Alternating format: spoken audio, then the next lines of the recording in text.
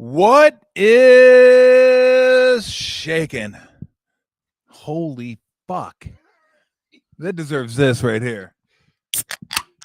That deserves a crack of the can because that was holy fuck. What a football game. Even if you weren't a fan of those two teams, that was a fucking incredible game, wasn't it? Thursday night's usually a dumper of a game, and tonight was the best Thursday night game I've seen in a long time, if not ever. Man, I'm curious. I'll let you guys throw this out there in the comments. Best 49er win since, and not a regular season win, because playoff games are different. Every playoff win's better than this win, but best regular season win since when? No Purdy, no Kittle, no Pearsall, no Ayuk, no Bosa. I think no Jennings. No Barch, no Jennings. I mean, everybody. Mac Jones on one leg. That's a tough son of a bitch right there. Man, he played like he was at Alabama today. Oh my gosh, he was. I mean, just absolutely incredible tonight. Like the first half could not have gone any better. The first half was ball control, and guess what? While I'm thinking about it, the first game this year, the Niners have won the turnover battle. You and I talked about it beforehand. If they could be plus two in the turnover, and obviously, what a timely turnover. Collins with the punch. Wow. Nobody saw that one coming. He's a monster of a man. My God, he came down with a hammer. Oh, we were like going crazy on the couch, like, oh my God, it's out. And then they came in, and I thought they were going to say it's down or something. They're doing the whole, okay. Oh, Niners way. I was like, oh my God, they got the ball. And not only do we not have to talk, we can actually talk special teams and feel good about the special teams. Pinheiro, 59-yard field goal, skimmed the one in overtime, but it still counts. And then the blocked extra point loomed large in that game. Oh my God, did it ever? Pinheiro, though. I know, 59. 59-yarder that would have been good from about 68. 69. I would like maybe 69. Yeah, thank you. If I can do my Gronk, you get it, 69 and get it. Dinner for two. That with dinner for two, all you can eat. That was like that almost made up for like all the special team miscues combined in this game. The block extra point, huge, and also the 59-yard field goal, which is, I mean, you missed that. You just give them the ball right there midfield, and you're like, oh, crap, especially the way they're moving the ball. But just all the injuries, the badass that Mac Jones was tonight, and they couldn't run the ball in the second half at all. First half, I thought the first quarter they ran the ball as well as they ran all year, and then it kind of got shut down. And then the offense was bogging down a little bit, but boy, they just nickel and dimed them the whole game. And we talked about making this a short game. In first half, the Niners did exactly what they wanted to do. They ran the ball, they controlled the clock. Second half, a totally different half. I mean, they both came out. Neither of them tried to run the ball. The Rams abandoned the run right off the bat, and they wanted to lengthen the game, and they did a good job of doing that. One of the few times they tried to run was at the end of the game when they were trying to get the first down, and what a huge play right there to stop them on 4th and 1. That's a ballsy call by McVay. I'm sure you're gonna have to answer to the press about that one. Because it could have gone to overtime, or it could have tied it up, made Mac Jones get back out there. You could have stopped him and come back, kick another field goal, but he decided, hey, we're down here, let's go ahead and go for it. I mean, that is just such a massive win. Not only are you 3-0 in the division now, 2 of those games are on the road, and this one was with depleted forces. And let's talk a little bit about the 3 guys that weren't even – well, I won't say weren't here because Mac Jones was here. He just wasn't your starter. The 3 guys that came up big that you signed, one in the offseason, Mac Jones, one Kendrick Bourne, when your wide receivers were so depleted, you just needed to get guys in here, and then Pinheiro. all three of them played a massive role in this game. Yeah, and last week we were ready to write off Bourne. He dropped that ball, yeah. He dropped one tonight. He dropped one tonight, but he caught, I think, 10 others, and they were just gigantic catches. Yep. And obviously, he's been with the Niners before. He knows the system, so he's a little bit ahead of those other guys. But I mean, God, Mac Jones, he was putting it on. He was putting it on a dime. He didn't make many bad throws tonight. He made great decisions. Yeah. And be honest with you, I don't think they had a very good play out of their offensive line. I mean, he was. Yeah. I bet he was hit 30 times tonight when he threw the ball. They attempted a lot of passes, and he was picking himself off the ground almost every time he threw it. And very demonstrative getting up. He was hurting a lot. Obviously, he was hurting, but he battled through it. My man's gonna have to go in the Ted Williams fucking chamber just to recoup, just to get ready, just so he can walk. At least he's gonna have a couple extra days before he gets ready to go next week. But I mean, he got the shit beat out of him. The absolute shit beat out of him. And the fact that he was able to deliver to Bourne, I think he said 10 times. And I didn't realize this until they said it. And then it clicked that him and Bourne were in New England together. Yeah. So there's got to be some familiarity there that helps. But I mean, you mentioned it during the game that they couldn't really stretch the field because they don't have those players. Even if you have Kittle, you can stretch the field with Kittle, but they don't have Kittle, and they don't have Pearsall who can stretch the field. They don't have Ayuk who can stretch the field, and they just flat out made it work. And I agree with you. I think the offensive line scuffled a little bit, but did enough, especially in the first half when they took that lead. The offensive line was good. McCaffrey ran the ball well in the first half. He was averaging between 4 and 5 yards a carry, and then ended up under 3 yards a carry because he got absolutely nothing in the second half. And it was funny because probably the last, I don't know, quarter and a half, maybe 2 quarters, they just both abandoned the run game. Yeah, they did. They just both said, screw it. I've been really critical of Shanahan's play calling in the past. Yeah. I actually thought this was one of the best games I've seen him call. With what he had to work with, he managed the game in the first half exactly like he needed to, and it worked out perfectly. The Rams had 3 possessions. They stopped him on the first one. They get the turnover on the second one, then they gave up a touchdown. And that first half was so quick, and that's exactly what they were looking for. He is so limited. We talked about stretching the field. They don't have anybody that can do it. Without Ayuk in there, without Pearsall in there, without Jennings in there, they were forced to dink and dunk, and they did a wonderful job of it. I mean, in the first half specifically, they were dumping it to everybody. McCaffrey catch a 5-yard pass. They came back to Tonjes, and he caught a touchdown. He caught a couple other balls the same way. Bourne catching all those balls. I thought the play calling was perfect for what they needed tonight. And defensively, they struggled a little bit, but they made the plays when they needed to. And Fred Warner, the guy's all over the field. He's making plays, but still stunned. No, wonderful game. Really, I so many times in the second half, I thought, oh man, these poor bastards are going to get in that locker room and then get on that flight after leaving it all on the field and lose that game. And they just found a way to win. Maybe the biggest play of the game was Collins punching that ball out from Williams at the 1-yard line. That was just an amazing play. By the way, that is a massive, massive man. He is just huge. Like, I knew he was huge. I watched him play at Texas, but good Lord, you look at him out there amongst other pretty big guys, and he's just, timely is an understatement. And that play stands out, but he made a lot of plays tonight. Yeah. He forces the double team on every play. On that last play, he got penetration. He forced the bounce out right into the linebackers, and he may not have made the tackle, but he was a big factor in that stop. They did everything well. And I thought even, at the end of the game, should they have lost this, I was really excited about how they played and just with the passion they played with. Yeah. They knew going in, they were huge underdogs. You talked about the line, it was +4 going in, made a 5-point swing. In the NFL, that's almost unheard of. When Brock Purdy's not playing, they jump to +5, and for them to come in and steal a win on the road against the Rams, who are a really good football team on both sides of the ball. Yeah, sometimes you never know.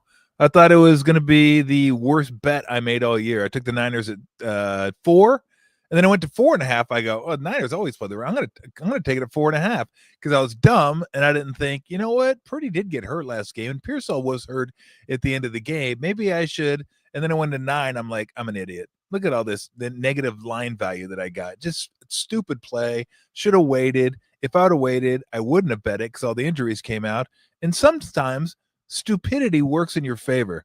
It does. I mean, it's not the smart play because you're stupid, but sometimes you catch a ticket, and that was kind of fun. You do. There were so many things tonight that made you think. We talked about it. Should the 49ers have taken a safety? Yeah, right at the end of the game. And that thought crossed my mind. I thought either way would have been a good choice. If they take the safety there at the end, they kill a few more seconds. They punt from the 20. Yep. Probably, knock them down to about the 20-yard line there.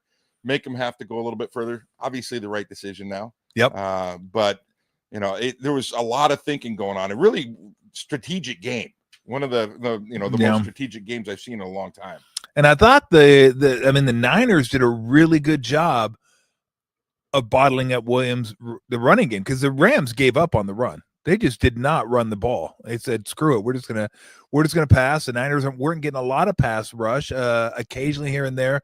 The first drive, or maybe the second drive, was when they got the best pass rush. They sacked Stafford, and then after that, they kind of didn't blitz, and then they did, and that's when Williams got the touchdown pass. And I thought they pulled their horns back a little after that. But you have the lead, you don't want to give up big plays. I get it, but it's just, look, you don't have Bosa.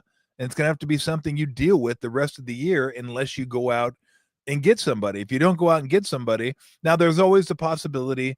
Now, Michael Williams didn't come into the league as a pass rusher. He came in as just a big physical kind of edge setter. But, Huff's a pass rusher, but they weren't going to use him this many snaps. He was going to come in on third downs.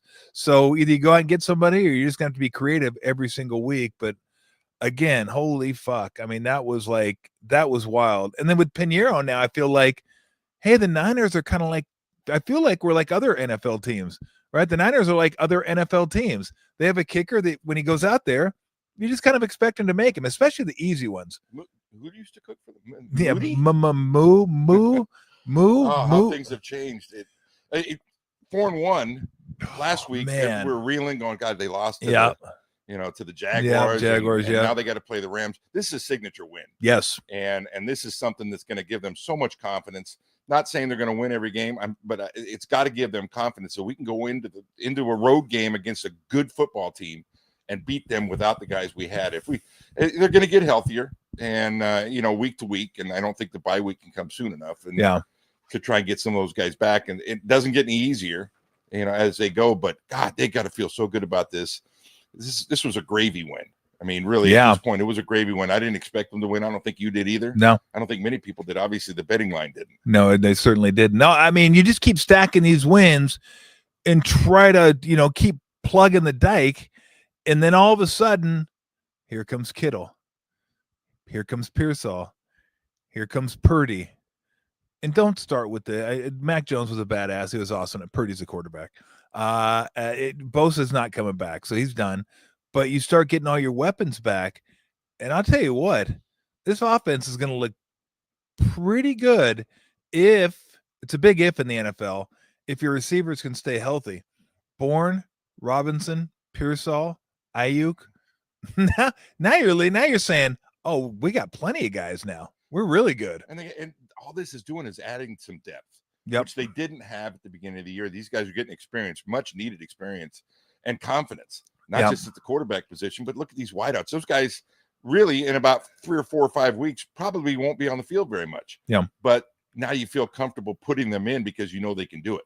And I can't tell you how valuable that is because more guys are going to get hurt. Yeah. And to have the ability to go in and give the confidence to your coach to do it. And I'm interested to see what happens when they do come to full strength, what they can do offensively, because they will be able to stretch the field, which they weren't able to do these first 4 games. Yep. But a lot of fun. God, I know. Fun game. Just incredible. And I tell you what, because we concentrate on the end of the game, at the end of the game, and all that kind of stuff that happened at the end of the game and the plays that were made and weren't made. But I'll tell you what was a huge tone setter. First drive, they get the ball. I think it's first drive or second drive. It was one of the two. Could have been one of each. But they're driving, looking good. They're running the ball at that point. They're throwing the ball at that point. False start. And you're like, what a killer. Next play, first down. So they keep driving. You're like, okay, put a good drive together. Good. Holding. Not a holding. Next play, first down. It's like they erased the penalties just like that. It was like boom, boom, boom, boom, boom. And again, they ate up clock. They're able to run the ball. They punched the ball in the end zone. I mean, it was a beautiful thing to watch. And they just had enough. Just had enough. Oh, and in games in the past, they haven't been able to overcome those penalties. Yeah. When they put themselves behind the chains, and they did it in that first drive. And I think that really gave them some momentum. And then they went on a 16 or 17 play drive in the next series and just basically wiped out the entire quarter and a half and put them down 14-0. That right there showed me something. And if they can look at that and build on that and get back to that part of the running game that was successful. Yeah. Because it did go away. And I think part of the reason it went away is because I think the Rams realized the Niners aren't going to throw the ball down the field. They don't have the time to do it. They don't have the guys to get down there. So they started squeezing the field a little bit more, putting more guys up in the box, made it tougher to run. And you can see that they were putting pressure. As we said, he got hit every time. And seemingly. It wasn't like he had all day to throw back there. And gutsy performance. Not only could you make a case through the first 5 games of the season that Mac Jones was a great signing by the Niners, you can make a case he's one of the most important signings in the NFL. No, and like not in terms of like big time high end free agents and stuff like that, but just a guy that like he could have gone other places. A lot of people could have had him. Would they say it was 2 years, $7 million, something like that? It's so, oh, absolutely. You kidding me? I mean, the games that he's already banked for them and this performance right here, just an incredible performance by Mac Jones. He was on target again. Tough son of a bitch, hung in there. You thought he was going to go out. It was weird that he laid on the ground because he had a cramp and his knee brace was giving him problems. I thought his knee brace, after I looked at it, might have dug into his calf, and that's what was hurting him. But it looked like he was done. Yeah. And I don't know who was happier, Niner fans or Adrian Martinez, that he was getting back on the field, because apparently Al Michaels said during the break he jogged off the field. So you're like kind of, whew. And at least he's going to be in the game for the hopefully for the rest of the game. But what does that put them now? So they're 4-1. Rams 3-2. Or the Seahawks 3-1. 3-1. And the Cardinals have 2 losses, right? Cardinals have 2 losses. They're so 2-2 right now going into this. Okay. Week. I mean, you can't ask for any more out of the first 5 games of the season. Again, they've stolen a couple of them. Yeah. I won't say they stole this one. Like, they earned this one. There was no like having to come back at the end. If you want to say they stole it because of the punch out by Collins, I mean, I guess you could. But again, this one's one they earned. This is one they kind of led from the wire. Were in the game the whole game. The Cardinal game and the Seahawks game were ones they definitely stole at the end of that game. And then look, they deserved to lose against the Jaguars. Jaguars played better that game, but the first game this year, they won the turnover battle. They pushed a couple of them, lost 2 of them, and the first one they won, and they need both of those turnovers. And they really took good care of the ball. Yeah, clean game. A very clean game all the way around. No lost fumbles. I mean, no even gained fumbles. Yeah. Fumbled and picked up. They really did a nice job. Jones made good decisions, threw the ball where only the Niner guys could catch it. And just the forcing of the 2 timely turnovers, which were just, in my opinion, the difference in the game. Yeah. You know, obviously the Rams are going in for a score there at the end, which would have been tough to overcome. And on that second drive, they drove it all the way down. They were looking to score again. They were actually in field goal range, and then they fumble on a perfect pitch. Corum took his eyes off the ball, and man, I know. It's just like you think about it, and you're like, I might have to go back and watch that later on just to make sure they won that game. I think they won the game. I'm pretty sure my score app says they won the game, but it didn't feel like at the end. You're like, there's no, how are they going to win this? And then again, you don't expect a fumble at the 1 yard line. At the 1 yard line, it was interesting though, because Bergie and I were talking about what to do. Do you run it 3 times and then run around the end zone a little bit? Now, I don't think you can do what the Ravens did against the Niners in the Super Bowl anymore, now that I think about it, because I was like, hold everybody, run off 10 seconds, run out of bounds. I don't think you can do that anymore. I think there's some rule in place, that you can't do that. I don't know what the penalty is for doing that, but you can't. So you stand a chance to lose, but you're going to get better field position because you're assuming they're probably going to tie the game. They ended up tying the game. Shanahan's probably thinking, well, either we're going to lose this way. If we hold them to a field goal, at least we can go to overtime and see what happens there. It's showing great confidence in your defense. And, I feel like the Rams had a ton of yards, and they did. I think Stafford threw for almost 400 yards. Yeah. But most of their damage came between the 20s. Yep. And not only that, their best, there's obviously their best defense tonight might have been their offense, specifically in the first half. When you limit the Rams to 3 possessions, you're basically using your offense as a defense and keeping them off the field. And they were so successful with that. Not as much success in the second half doing that, but still, you give up 23 points to the Rams on the road. That's a really good performance because they've got some weapons and they're tough to stop. They got a great running back, 2 great receivers, and a Hall of Fame quarterback. So, this was awesome. For me, the Niners got the win, and my guy Nate Landman had a phenomenal game. Yeah, in case you don't know, Nate Landman, middle linebacker for the Rams, played for Berge at Monte Vista, and he had a hell of a game. He was all over the field. He batted 3 balls down. Yeah. He had probably 12 or 13 tackles all over the place. So he had a good game, but the Niners still came out on top. So best of both worlds for me. I was going to read the stats here, but since you're asking, Andrew, what am I drinking? I'm drinking a Back to Normal. It's a pale ale by Fieldwork, and Bergie's drinking a Fest and Last. It's an Oktoberfest beer from Fieldwork. So we're drinking a little Fieldwork out here celebrating. Let's see, total yards 407 for the Niners, 456 for the Rams. And I think the Rams probably did it in fewer plays. I'd have to add it up, but 27 first downs. Niners were 7 for 18 on third down. The Rams were 4 for 10. Niners were 3 for 3 on fourth down. Rams were 2 for 3. Neither of them ran the ball well. Rams 78 yards, Niners 74 yards. Sacks, they only had 1 each. Tell Mac Jones that. He's going to be like, bullshit. They had more than 1 sack, didn't they? No, they only had 1 sack. Punts 4 for the Niners, 2 for the Rams. Penalties 5, 8. Yeah, if you're going to really, really nitpick if you wanted to, Niners got a little handsy in the secondary at times. Lenore got caught a couple times. Some of the penalties hurt a little bit. Hands to the face, although the hands to the face on Micah Williams was bullshit. That was not a hands to the face. And then the running game.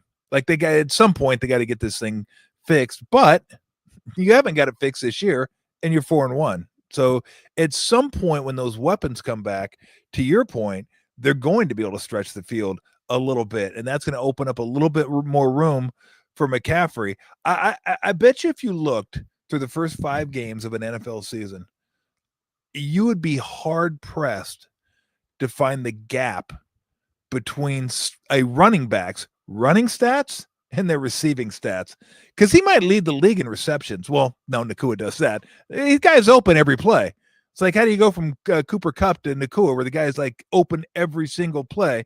But aside from Puka, he might be second or third in receptions. He's got to lead all running backs, and it can't be close. And the running totals are a little bit deceptive because a lot of the throws they make to him are just long handoffs, basically. Yeah, the swing routes and the check downs, and those are design throws to him that really are extensions of your run game. It's just a different way to get it to him, but still, they're catches nonetheless. And you talked about being handsy from the defensive back position. Yeah, it's awfully tough. You're talking 2 just quality receivers. Puka Nakua is ridiculous, and we all know Devontae Adams is still towards the end of his career, but is still a great receiver. It's tough. That position is so hard, and I think you could call that hold almost every play. When you watch, there's always contact, and it's just such a it's just a subjective call, and you never know what one guy's going to call and one guy's not. Unfortunately, they call them down the stretch. Yeah. McCaffrey through the first 5 games is starting from Seattle going through the Rams. 22 carries, 69 yards. 13 carries, 55 yards. 17 carries, 52, 17, 49, 22 for 57 tonight. He had 47 or had 45 at half. Receiving starting from the Seattle game. 9 for 73, 6 for 42, 10 for 88, 6 for 92, 8 for 82. He has 39 catches already. 39 catches.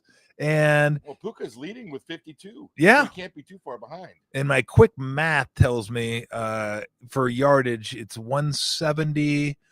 Let's call it 260 and 125. So 385. So 39 for 385. That's a lot. 9 yards of reception for a running back. Oh, that's a ton. And that was another huge play in the game that we didn't get to, because this guy's really good at that knuckleball kickoff. Cardi is. It's tough. But boy, in overtime, oops, he didn't get to the landing area, and they got the ball at the 40-yard line. What, that was a massive play. So instead of starting, who knows where you start? Maybe you start further up. Maybe you start at the 30, maybe at the 20 if you screw around the kickoff. Didn't get to the landing area, get the ball at the 40. Now you're 20 yards away from field goal range already. To your point, another special teams gaffe by them. Yeah, and he missed a field goal. And they missed a field goal. He bladed a 4-iron. Yeah, it's the special teams tonight were an advantage. The Niners had one of the first games where I would put a check in the box that they won the special teams tonight. No doubt. Yeah. You want to hope Panera, hopefully he can keep at this pace. Sooner or later he's going to miss one. You got to expect that. I mean, the 59-yarder, I wasn't expecting. Well, no, he already missed one. Remember, he missed the first one against the Saints. Right, no, that was an extra point. Oh, that was an extra point. You're right. Field goal. I believe you're right. 9 for 9 or 10 for 10. I think you're right. That's right. I just remember when he missed that, because we were there for that game. Everybody's like, oh, here we go. Could we just have a kicker that can do what kickers do? Guess what, Niner fans? You now have a kicker that do what kickers do, like make field goals and occasionally make a bomb like he did tonight. So that was just an absolutely amazing game. So we'll take some comments if you want. Again, where is this in terms of like, when's the last time the Niners had a regular season victory that felt like this one, where you get your, I wouldn't say backs up against the wall, because they're 3-1, but they're going division rivals. You're banged up, you're hurt, you're on the road, you have a chance to take take your place at the top of the NFC West, and not just injuries, a ton of injuries to really important guys, and find a way to get this win. I can't remember a game. And again, there's probably one that I'm forgetting, but this just seems like a massive game. And to your point earlier, it's just so huge in how you feel about, like, hey, look, we can hold the fort until everybody gets back. We're fine. We're good. Now we have depth. Now we have guys that can get out there and battle and win tough road games against a divisional opponent. And that is so huge to me, that they are now 3-0 in the division. They beat each of them once, and 2 of them on the road. It just seems like such a big deal. It's a huge deal. I mean, and arguably the 2 other, I don't want to give the Cardinals, but I think they're a step below the Seahawks and the Rams, and to go on the road and beat both them. We said a couple of weeks ago, that was probably the toughest place we were going to play when they played in Seattle. And to get that win. And then this was a semi-home game as far as no doubt. Travel so well. There's a lot of red. You talked about games in the past. The only one that comes to mind is a big win on the road in the regular season. A couple of years ago, they played Philadelphia at Philly. Yeah, somebody said 2023. They brought that up. Yeah, and Philly was they smoked them. They were smoking everybody. That was the big Dom game, wasn't it? That was big Dom and Greenlaw game. and the Niners just ran them off the field. Yeah, and that's the only game that comes to mind. And that was a Super Bowl team, I believe.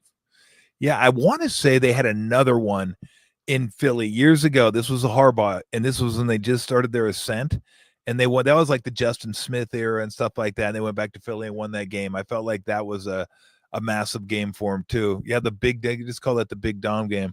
Bad call by McVay. Look, bad calls are the ones that don't work, right? If that one works, it's a good call. I don't know that it's a bad call. It was, and I say this all the time, whether it be basketball, baseball, football, the other guys get paid too. Like the Niners get paid too, and they just made a better play on that run. I mean, they stuffed the line of scrimmage. I think he said Collins came over and bounced him out just a little bit. Linebacker was able to come. I think Lenore was able to come. I think it was him, but whoever was playing the corner on that side came, and they just had 3 guys there. Warner had a hand in there. So, I mean, what a hell of a play. Yeah, I don't think the play call itself is the thing that I question. The decision to go for it, I understand why he did it. You didn't like the run play. I didn't like the run play. You hadn't run the whole second half. You hadn't had any success running it. You lined up in a formation where pretty much you knew they were going to run it, and they'd had so much success throwing the ball underneath to Nakua and to Kyron Williams and to the tight ends, had a lot of catches. The play call itself, I didn't like. The decision I did like. He wanted to go in and win it. I think if you want to win it, you got to let your best players win it. And obviously in the second half, the best players were Stafford and Nakua for them. And neither of them got the opportunity to make a play. Yeah. I mean, Kyron Williams did run it for 4.6 a carry. Yeah, a lot of that in the first half. And a lot of it was that one run they bounced to the outside, probably for 15, 20 yards. So you had Bourne 10 for 142, but McCaffrey had 8. Tonjes, this dude, incredible. Go get him on your fantasy team. He's still out there. Go get this guy. 7 catches, 41 yards. Of course, you only got 1 week to get him because as soon as Kittle comes back, then, well, he's going to be, I won't say right in the pine, but his chances will be limited. Robinson had 3. Juszczyk had 3. Valdez-Scantling had a big one, too. That was a big catch by Valdez-Scantling, and Farrell had one. So, again, it was just an amazing game, too. If you're just a football fan, that was a fun game to watch. It was watching an underdog come in there, take the lead, hang on, get behind. No, they didn't get behind. It looked like they were going to get behind, then they blocked the extra point. We're tied, and then they took the lead, and you're like, oh, this game's over. And then the fumble, and then they get the field goal. You're like, oh, the Rams probably going to come down, score a touchdown. They had that big play to Atwell down the right side. I think they got down to the 20 or something like that, and that's when they got stopped on downs. But it just felt like they were hanging on. It's like that cat in the poster. Hang in there. And they were just hanging on by a claw. It was like 4 claws and 3 claws. And you're like, oh, you got 1 claw left. Just hang in there. And they managed to hang in there and get it done. They did. And you mentioned before that don't start thinking that Mac Jones is going to replace Purdy. No. Mac Jones, wonderful job. And he is the epitome of a pocket passer. And you didn't see much of the Niners offense tonight. The Niners offense is, for years, as guys, the quarterback getting to the edge of boots and nakeds, and he's not that kind of guy. So a lot of that stuff doesn't come into play with him. You get Purdy back where he can use his feet, and it's pretty obvious to me now that they went with him about a week too early. And Purdy obviously was hurting, and his throws showed it last week. And hopefully this gives him an opportunity and rest him next week. I still would, just to try and get him back since you got this win, and get him healthy, because then your offense really opens up, because the quarterback running the ball, if he's a threat, it just makes it that much different. You don't have that threat with Mac Jones. As we saw when he threw the ball with linemen down the field, he should have run to the sideline, tried to get out of bounds and do something that way, but he couldn't get there. You throw Purdy in there and he turns that into a 5-yard gain. Yeah. So, for those people that are saying that, that's not right. You'd be happy that you have him as a backup and that can come in there and start, but you're limited with what you can do in that offense. Well, you think about it, and Mac Jones, the one thing he did tonight, super accurate, quick decisions. Like, he saw it and he let it go, and he put it on the money when he saw things. But to your point, you start looking around the league, and who are the best teams in the league, and what do their quarterbacks do? You got Mahomes. Runs it. He's actually ran it more this season than he does during the regular season. It's not just again. His overall running, it's moving in the pocket. Exactly. And all the things he does. Allen, same. Lamar, although they're scuffling, but you expect them, if they ever get healthy, they can get back into it, because I just think that division is still there. That division's going to be hanging there for a while. I don't think Pittsburgh's running away with this thing. Who else is there? There is Hurts. Jaden Daniels, when he's Jaden Daniels, Hurts is a guy that, although he doesn't throw it that well, at least he hasn't this year, but he uses his legs. Really, you think about the best teams in the NFL.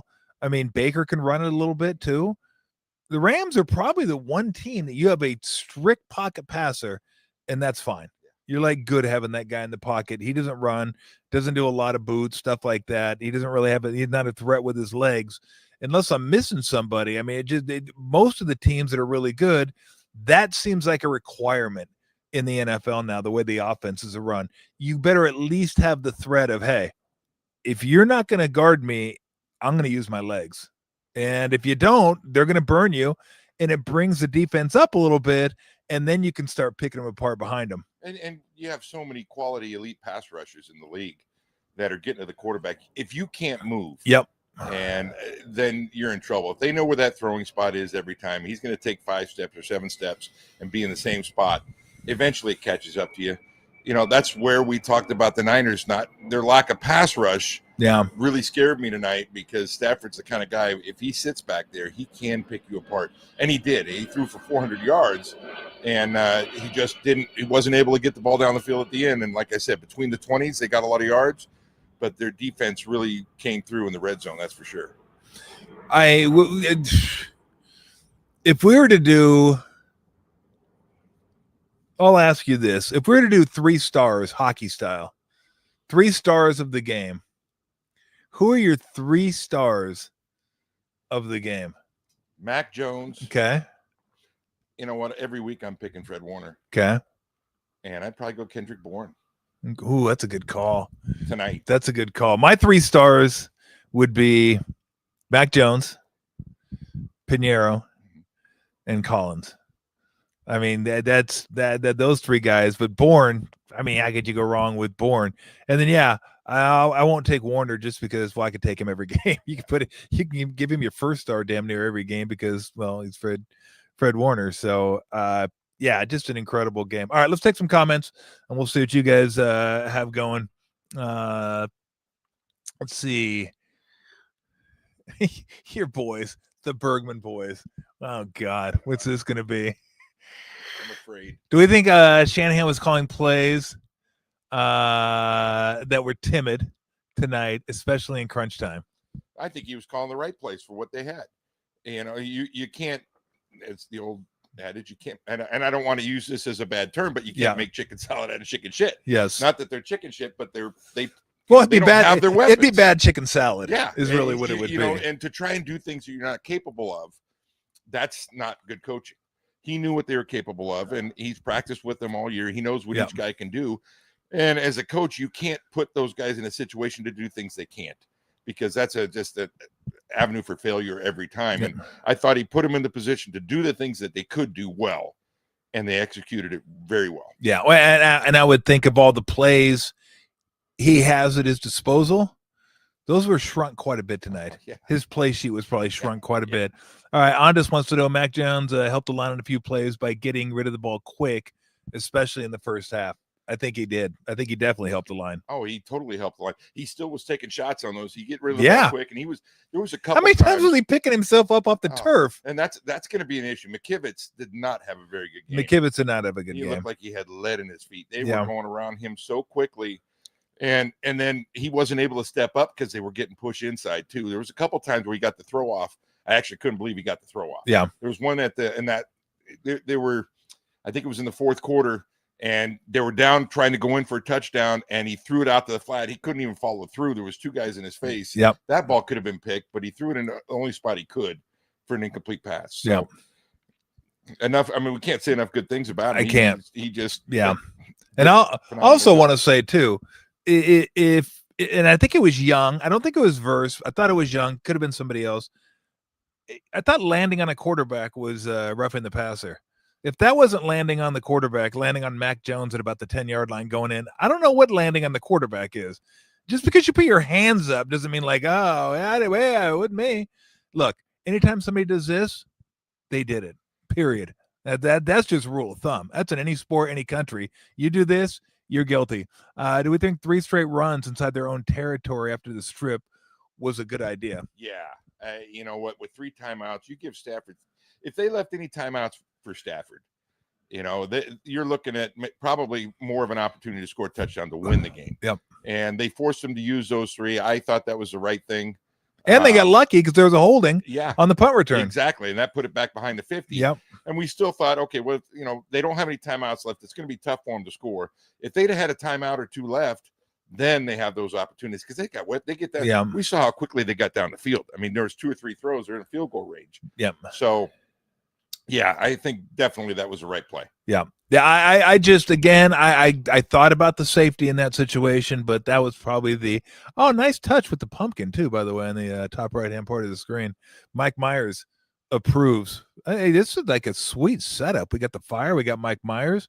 We got a Oktoberfest beer. I mean, we're rolling over here. Did the 49ers finally draft a good D lineman? Seems like it's been a struggle since Bosa. Look, I think Williams been playing better. I think he was fine early, and I think he's getting better. Collins obviously had the big impact tonight. I think West is out. I think West is injured, but yeah, I mean, and they lost 2 defensive linemen during the game too. These guys can't stay healthy. Like, I don't know. I don't want to say the training staff needs to pick it up over there, but I'm sure they're doing what they can. It's just frustrating, right? When you're watching the game, you're like, Jesus, another guy, another one. Like, they're just losing guys right and left. It's amazing. They're 4-1 at this point, but my goodness, how about finishing with some guys? Would they lose Davis tonight? I think Yetergross Matos was out. I think it was a hammy. I don't know. But my goodness, I guess the Thursday night game is really a good thing. They've got 3 extra days to get healthy, no doubt. And playing on a short week, the preparation for a game in 3 days in the NFL is ridiculous because they play on Sunday and they're too beat up on Monday. You watch the film, you can't do anything on Monday. Yep. Tuesday you go out and you're still beat up, but you're trying to get a game plan and you play against the Rams, and the Rams are dealing with the same thing. They have to do it too. And then Wednesday for the Niners is a travel day. So they're traveling on Wednesday. You don't get much done on that. Yep. And you're sleeping in another bed, and then all of a sudden you got to get up and play. A road team on a Thursday night, to be able to come back and get a win. I'd be interested to see what the history is as far as road teams winning on Thursdays, because they've got one less day than the home team does to prepare. Well, it's been 2 in a row. Yeah. Seattle won in Arizona last week. So, the line definitely did their thing. What was the comment before this? Max or Ogden? Go ahead and keep those comments up, too, until we get done answering the questions. We're just kind of rolling through them a little bit. I want to make sure we get people, since we're just chilling out here. And I'm not going anywhere. I still got a beer. I'm kind of running out a little bit. I might need to replenish here in a second. There's a sign that says beer break. We do have a beer break sign. We definitely do have a beer break sign. And if that ever were to pop up, I'd almost be forced to go get another beer. So I'm not going to say put it up or don't put it up, but if you do put it up, then you're going to force me to go get another beer and sit out here by the fire, which is really nice, by the way. This thing is toasty. Like, I'm digging this. I don't come out here enough and just hang out at night. My daughter comes out here. I think there's a couple smoky sticks that are in there. By the way, my daughter, I thought was going to vomit on herself the last quarter and overtime. She gets so stressed. I go, you going to tap your foot the whole game? She does that the last fourth quarter. Like, the foot just keeps going like this. She goes, God, I hate this. I hate this. I hate that. I hate the stress. I go, don't worry, the Warriors are coming. You'll be good to go. How many people out there listening are like us? Well, God dang it, Kyron Williams scored, but I got him in my fantasy league. Exactly. I'm pissed he scored, but that's a point. I was kind of like that when Cardi missed the field goal. I'm like, you son of a bitch. I guess that's okay. If you're gonna miss one, miss it here. This is a question. Another. What are your boys doing? What's Gavin doing? Is he just watching? He got nothing else to do. Were you hoping for a last-minute punch-out from Landman, or were you staying true to the 49er faithful? I was staying true. There you go. I wouldn't have minded a tackle, but no punch-out. He tried to punch it out, didn't he? My boys are just like Haley. They live and die with the Niners. They have their jerseys on for home games and road games, and they go crazy watching it. So, they're as interested as anybody. They love it. Yeah. And there's so many people like that. And I mean, we notice it when we go on the road and go to the Niner games, how many people are on the road. Yeah. I mean, it's usually dominated by 49er fans. There's no chance Lindsay's watching this, is she? Absolutely not. Good for her. She shouldn't be watching it. Oh, that's a good one, David. We were talking about regular season games. What about the Dre Greenlaw stop in Seattle to win the division? That may have been that. I don't know if that'll ever be beat, because that had playoff implications. It had home field implications. I think they both were going to be in the playoffs, but the Niners got the 1 seed and Seattle dropped to like the 5th seed. But I don't know if it had the swings of, it didn't, but it was still tense. Though. It was tense. I can't remember the name of the tight end he stuffed right there at the 1 yard line, but that was Noah Fant. No, I don't think Noah Fant was playing in the NFL back then. I think he might have still been in Iowa, and if he was probably with Denver. But that was an amazing. Yeah, that'd be tough to beat that one, no doubt about it. Siegel was getting roasted all game, and he was the one that laid the wood to Williams. I thought, look, This is a tough offense to go against if you're DB. You got Stafford, Puka, Williams coming out of the backfield, and Adams. And no Bosa to rush. Yeah, no Bosa to rush. Heat, so yeah. Give Stafford, who's a Hall of Fame quarterback, time to throw. He's going to get you. And they're going to get you sometimes. I thought in the first half, Nakua had 4 catches, 27 yards, which is phenomenal. You do a great job on him. You're not going to hold him back. And they obviously they wanted to lengthen the game, and they started chucking it. And they were chucking it, and they were throwing everything to him. They threw a few to the tight ends, but everything was targeted to Puka, and everything goes through him in their offense. So, they're one injury away from being a mediocre team. If he goes down, then they got a lot of problems because they'd be very one-dimensional. No, absolutely. No doubt about it. Tom, do you have more beers after your team wins or loses? It doesn't really matter. Just if I'm in the mood to have more beers. I thought for sure that they'd put up the beer sign so I could go grab another beer. Like, I don't really have to. Like, I don't have to go get another beer. But again, if the sign were to come up, then I would probably go get another beer. Okay, there. I'm going to go get another beer. Hold on a second.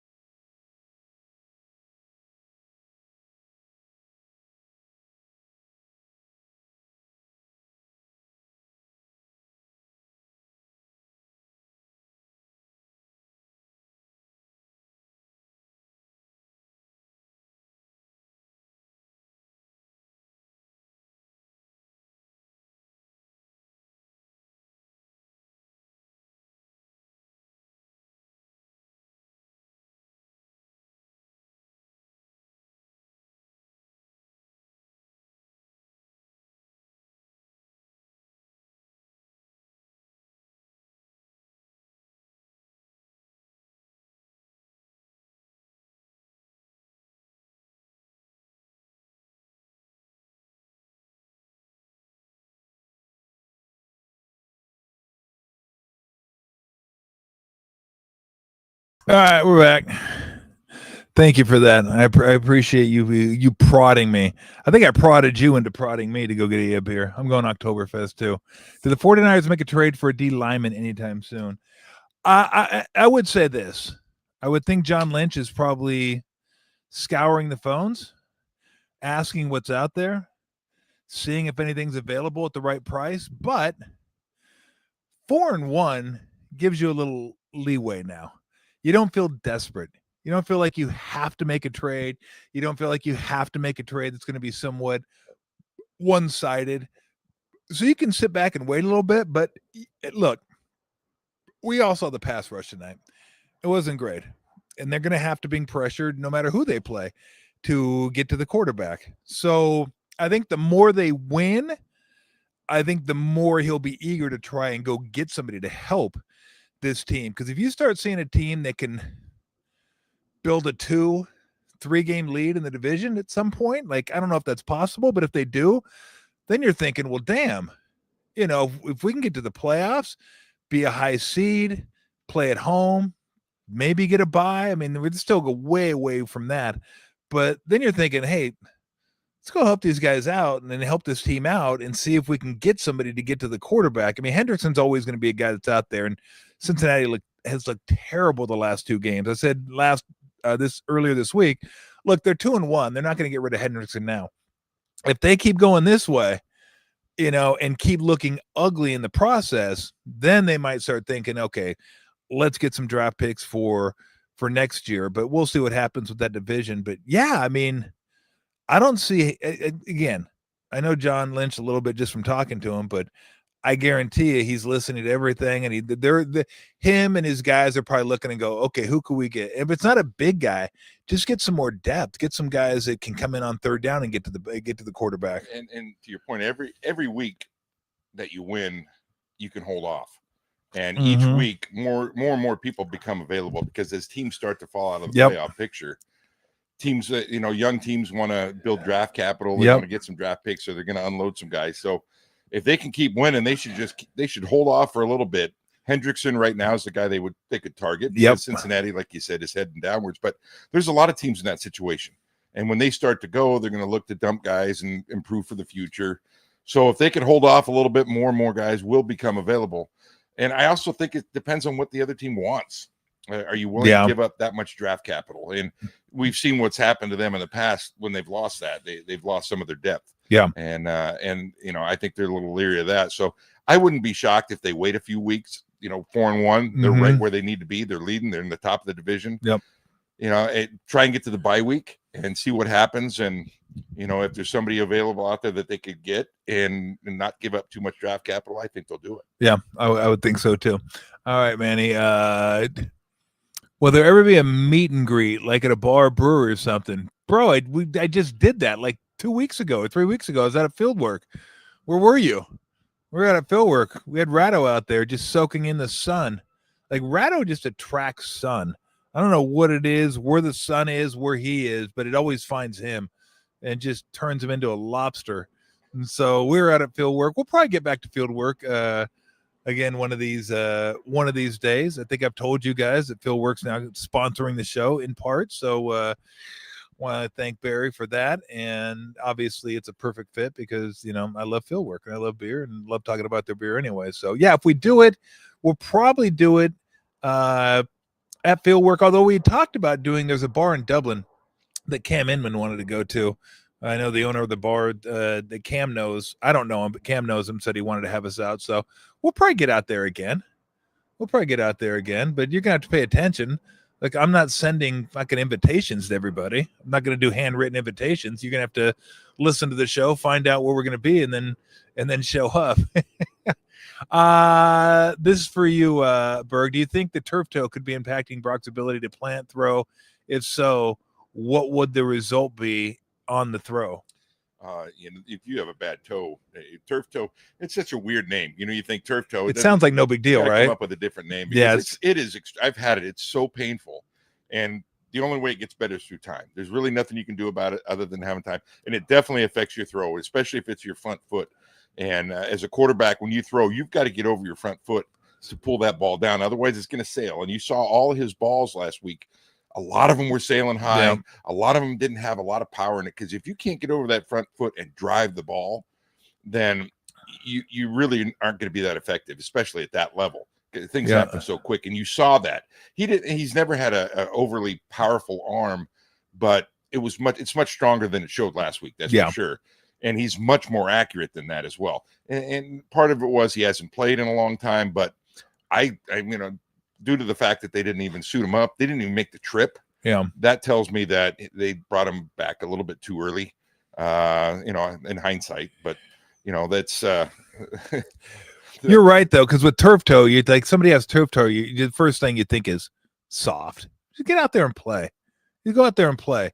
I agree. I think they do need a new name that signifies the significance of that injury. Did they call it something before it was turf toe? If they did, I don't know. Yeah, it I don't know what you say about a toe that makes it sound like a tough injury, but think about it. You got to try to run, cut, throw with a bum toe. Not easy. And if it's your front foot, especially, it's if you're a quarterback. Yeah. And if you're a player other than a quarterback, you're not playing at all. Yeah. Because you can't run.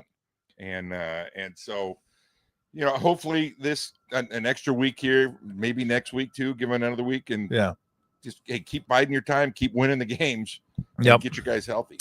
Zach says, how nice is it that the Niners line up for a field goal and we're not simultaneously crapping our pants? Well, look, I've never shat my pants on a field goal attempt. I hope you haven't either. I hope you're speaking metaphorically. I will say this though, it's nice to have a field goal kicker that you feel like he's going to do what other field goal kickers do, make the ones that should be made. And if you're at SoFi, I would suggest anything within 45 should be made. That's like almost like 98%. You're indoors, perfect weather, no wind, you're good.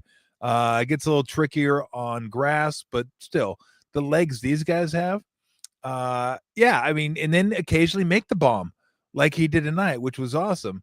Let me ask you this. Is it too easy now? Should they do something with the K balls to make the field goal come back into play where it's not like dudes are just fucking bombing like 55, 58-yard field goals because every team seems to have a guy that's making and it used to be like, oh my gosh, look at that. They're going for a 55-yard field goal. Now it's an automatic. Like 55 is automatic. 55, of course, we're going for it. And a lot of teams, hell, Brandon Aubrey, anything inside 60, they're probably going to kick it. That dude's going to kick a 70-yard field goal one of these days. It's like a wedge to him. He just like goes click. Should we do something with it? It's the same discussion that we have in golf. Yeah. Are we going to change the ball? Are we going to take the trampoline effect off the driver? I it's part of the game. The only thing I would ever even consider doing is narrowing the goalpost. I thought about that. Yeah. In college and in high school, the hash marks are wider, so it makes a different angle. But you don't want to do that because the players in the NFL are so big and so fast. If the ball's placed on the hash, it's so much easier to defend. When the ball's closer to the middle of the field, your whole offense comes into play. It's more exciting. And that's why the NFL's got an advantage offensively over the college as far as not being able to have, be set to the boundary and those types of things. I think the only thing you could do is narrow them a little bit. And they've done that. I mean, they're already the narrowest. I mean, they're much more narrow than a college and a high school. And that's the one thing they could do. Arena League. Could do it. It's about like that. It is about like that. And you know what? That's one of the things they may think of is to shrink it in there. Yeah, I don't need kicking to be more part of the game is what I'm saying. No. Like I like kicking to be less of the game, not more of the game. And with the legs these guys have, I mean, Piñeiro's not even noted for his strong leg, and he kicked a 59-yard that would have been good from 69, as we say, 69 again, because why not? It's wild. How about this? Do you think? How about once a game, the opposite team can use one of their challenges to rotate the goalpost while the guy kicks, and you gotta try to fucking spin that thing in there while the goalpost is rotating around. Now that's like miniature golf. So yeah, that'd be incredible entertainment. Yes, like the panda spits it back out. or they let somebody stand on the goalpost and knock it through. Yeah, like jump up and try to knock it out. Yeah. Exactly. Jump up and block it. Now that would be entertainment. You know what? With kickers, nothing as a player, not as a coach, as a player, nothing makes you more mad than you're out there busting your ass for 60 minutes, 48 minutes, whatever the length of your game is, and you're playing hard and you're tackling, you're getting hit, you're getting the shit beat out of you, and the game comes down to a person that can't play football at all. He goes out there and kicks it, and so the game has gone on for 59 minutes and 59 seconds. Yeah. And with 1 second left, the guy trots out there with one bar on his helmet, moves up and down like that. Yes. And he kicks a field goal, makes it or misses it. And your whole game depends on a person who is a glorified soccer player. And we all need them. Yep. That's gotta have the rules of the game, but it's such a weird concept when you think about it. Maybe the biggest travesty in all of sports, and this is hyperbolic, but it still is a travesty, that Mark Mosley won an MVP. A fucking kicker I forgot about won that. an MVP for the Redskins, like back in 82, 83, something like that. But not only a kicker, what was he? A toe blaster. He was a toe blaster. A straight-on kicker. I think his long that year was like 47 or something like that. And he won the MVP. A kicker. Like, seriously. That's like your left fielder winning the Cy Young pitching like 8 innings or something like that. I mean, come on. I'm sorry. Mark Mosley did have a sweet perm, though, if I remember correctly. Yeah, but I think he was a Super Bowl champion. Yes, he was. I think that was his strike shortened season, if I'm not mistaken. 82, 83, something like that. I mean, how many times have we seen guys that look like Ray Wershing get out there and kick? Not anymore. No. It used to be. No, not anymore. Ray Wershing would get out there, big boiler, big handlebar mustache, probably smoking a cigarette. I'm smoking a ciggy. Like, oh, wait, let me crush this out. Okay. Let me get out there. Let me crush it. I mean, we had dudes kick barefoot. Yeah. Remember the kicking shoe? Oh, yeah. They used to wear? Like, what are we doing? Like, go look at the NFL MVPs. You're like, oh yeah, badass. What? Mark Mosley won an MVP? A kicker? No, I didn't take the Niners on the money line. No, I thought I had a good bet, and then by Tuesday night I realized that I was screwed. And then Thursday night I realized I wasn't screwed. Would I make that bet again? Hell no, I wouldn't make that bet again.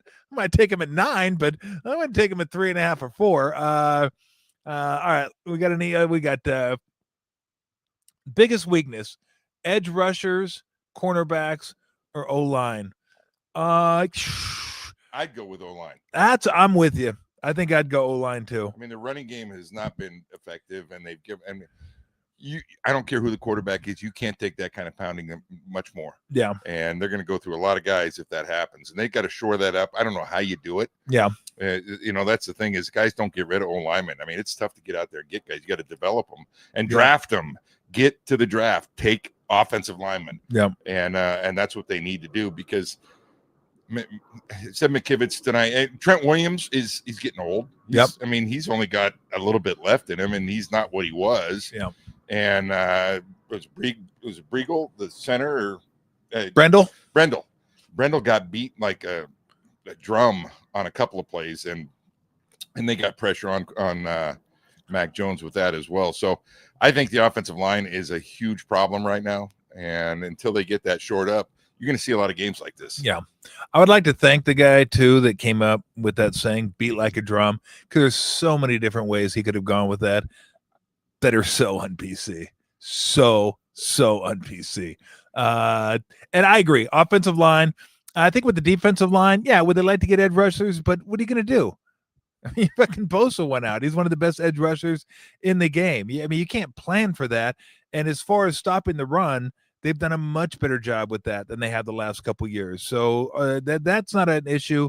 And I don't think secondary is a huge issue for them right now. I don't. I think it's offensive line. I think they got to figure out a way to get the running game going. And to Berg's point earlier, once they get their weapons back and able to stretch the field a little bit, I think that might take care of itself. Do I like Robinson? They got to get Robinson going. Yeah. They're not getting any production out of him. And that's a killer right now because they've always had 2, 3, 4 guys they could throw in there. Garendo maybe is a guy that they may want to give a few more snaps to because he always shows a spark when he gets in there. He runs hard, he hits a hole hard, and you're not getting that out of Robinson. Yeah, he seemed like the guy that fit Shanahan's system better than Robinson did. The one cut zone stuff. And as far as offensive line, I agree with you.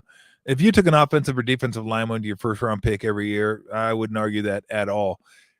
Shanahan thinks, and I think probably maybe like his dad, like I can make an offensive line.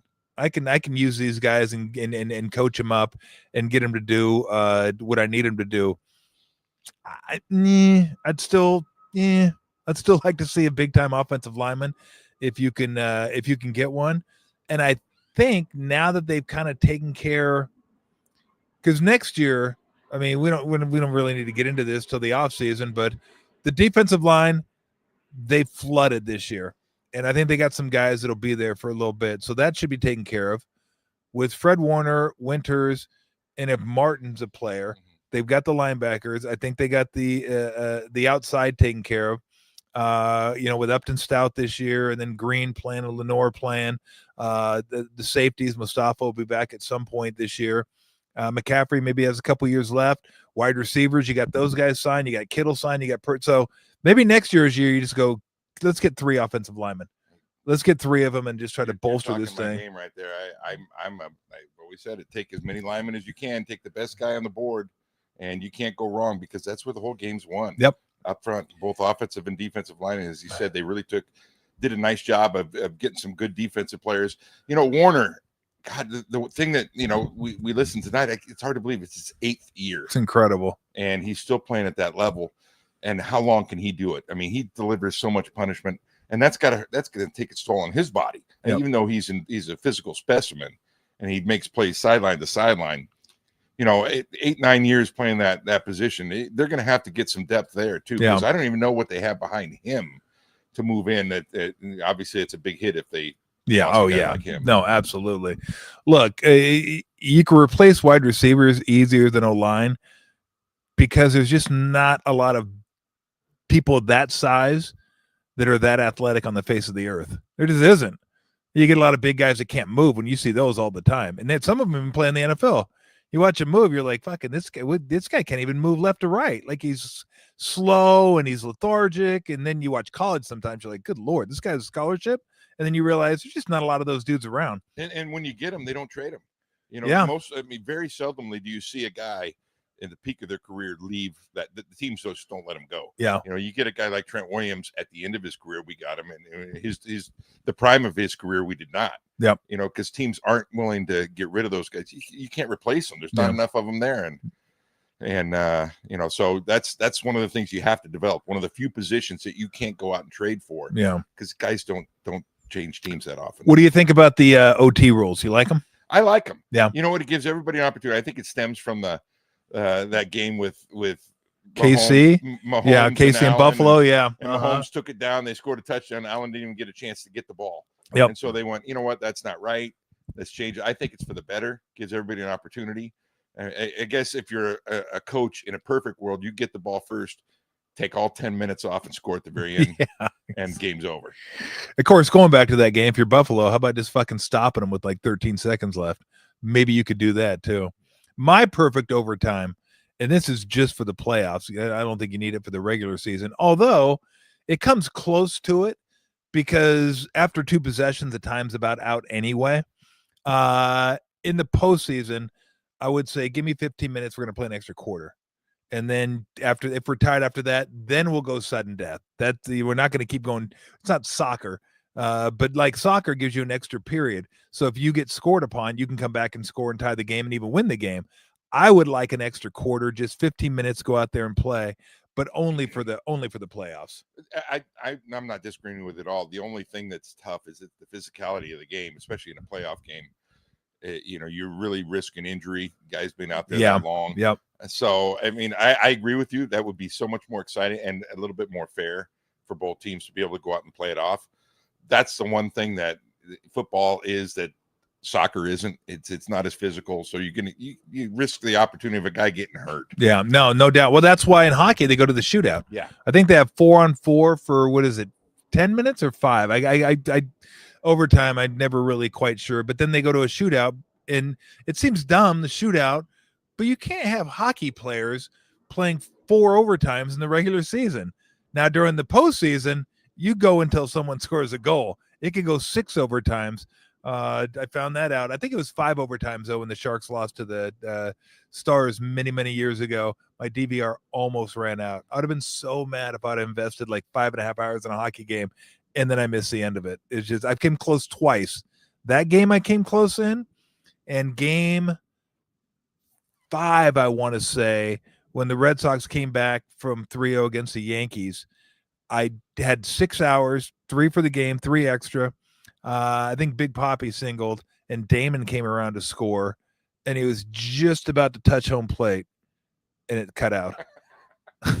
I was like, oh, I just made it. And I was like, it was like 3:00 in the morning. I watched. I was like, if I wouldn't have seen the end of this game, I'd have been so mad. But yeah, the hockey, they do it the right way. Like, let's keep these guys healthy as we can. And then come playoff time, fuck it. You get out there and you play to the end of the game. That's and in hockey, they're running 4 lines out there. So yeah, they get a lot of substitutions going, and those line shifts end up being really quick. Real, because they're so tired. Real quick. The one thing I'd love to see change in the NFL and all football is because they've dumbed down the onside kick so much. I'd love to see an opportunity where, hey, if I'm down, let's say I'm down 6 or 5 at the end of the game, and we score, but we need an onside kick. Instead of an onside kick, I'd love to see the ball placed at the 20-yard line going out, and put it at a 4th and 15. Yep. I like that. I like that. You have one play to get it. If you don't get it, then the other team takes it over right there on the 20, and they're in scoring range anyway. It would make it exciting, and it would make it more of a football play as opposed to an onside kick, which is the luck of a bounce. And then what is it, like 2%? If that the guys get them, and you can't even do a surprise onside anymore. I know. You got to tell them. Yeah. Like, yeah, we're gonna onside. We're not surprised. We have no surprise. Can you? And if you line up as an onside kick, you have to onside kick. You can't kick it deep. Yeah. I mean, the element that, Sean Payton wouldn't have been able to do what he did against the Colts in the Super Bowl. Like, you got to have the element of surprise. Like, I'm guessing Pearl Harbor would have turned out much different if they would have had to tell us, look, we're coming December 7th around 7 in the morning. We're going to look, rules of engagement. We had to let you guys know we were coming at 7. I'm guessing we would have been a little better prepared. They didn't. We weren't. And then, history. Go watch Netflix. They had a great special on it. Led to the fireside chats. It did lead to the fireside chats. Way to tie it in. That's nice. We haven't even mentioned this in the shows we've been doing, but Ryan mentioned it. How great is it to have Salah back? I mean, how much of a difference is it between him and then who was it last year? I think it was Sorensen, then Wilkes before that, and then D'Amico was great. Like you could get D'Amico back, he'd be fine too. But yes, that's a great point that we haven't even mentioned. We talk about the players all the time, but yeah, getting Salah back has been huge. Yeah, huge. I think we talked a little bit about it last week. Some guys are meant to be coordinators, maybe not head coaches. Yeah. And he might fit that, but he may turn into a head coach sometime. He may have learned his mistakes with the Jets, but he is tailor-made, his personality to be a defensive coordinator. And his whole demeanor is infectious on the defense. He's excited. He gets excited about what they're doing. He's fired up. It's like having another player out there. As a head coach, you can't do that because you got too many things to think about. And he's brought so much energy back. You just see the confidence they have. I always say I wish he'd blitz a little bit more, but that's not what he does. I think he might change a little bit down the road if they're not putting pressure on, but his schemes are great. He changes coverages so well. He disguises coverages so well, and that fools guys, even the best of quarterbacks. I mean, there were times when Stafford had a lot of time tonight, but he couldn't find a guy. Yep. And that was because they did a nice job disguising their coverage. Yeah, they went from 2 guys who wear their emotions on their sleeves in Salah and D'Amico Ryans to Wilkes, who remember started up in the booth and then came down and didn't seem all that comfortable. And then Sorensen, they didn't but obviously those are the guys that they thrive on. OT rule concept. What if you do 2 half-quarter periods, 7 minutes each?